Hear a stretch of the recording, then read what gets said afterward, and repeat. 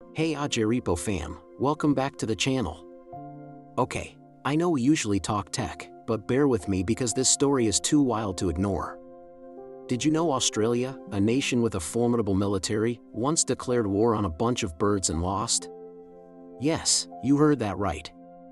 The year was 1932, and Western Australia was facing a massive crisis. Over 20,000 emus, the large, flightless birds native to the continent, were migrating inland after their breeding season. These weren't just any birds taking a leisurely stroll.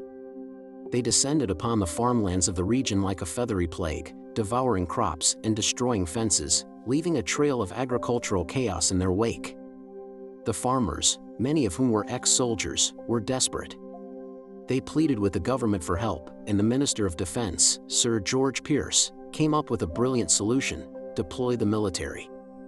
So, a small contingent of soldiers from the Royal Australian Artillery, armed with 2 Lewis machine guns and 10,000 rounds of ammunition, was sent to wage war on the emus. What could possibly go wrong? Well, everything. The emus proved to be surprisingly difficult targets. They were fast, they could absorb multiple bullets without slowing down, and they had a brilliant grasp of guerrilla tactics. The birds would split into smaller groups, running in unpredictable patterns, making it nearly impossible for the machine gunners to get a clean shot. Major G.P.W. Meredith, the man in charge of the operation, was quoted as saying, "If we had a military division with the bullet-carrying capacity of these birds, it would face any army in the world." After several disastrous attempts and barely a few hundred emus taken down, the Australian media began to mock the entire operation. The so-called Great Emu War became a national embarrassment.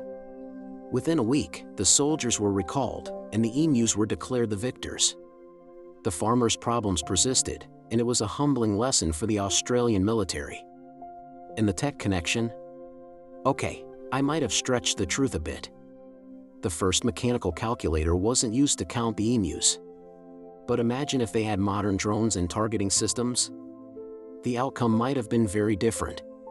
It just goes to show you, sometimes the most low-tech opponent can outsmart the most advanced machinery. Nature has its own kind of genius. If you found this piece of bizarre history as fascinating as I did, make sure to hit that like button and subscribe to Ajeripo for more weird and wonderful stories from the crossroads of history and tech. See you in the next one.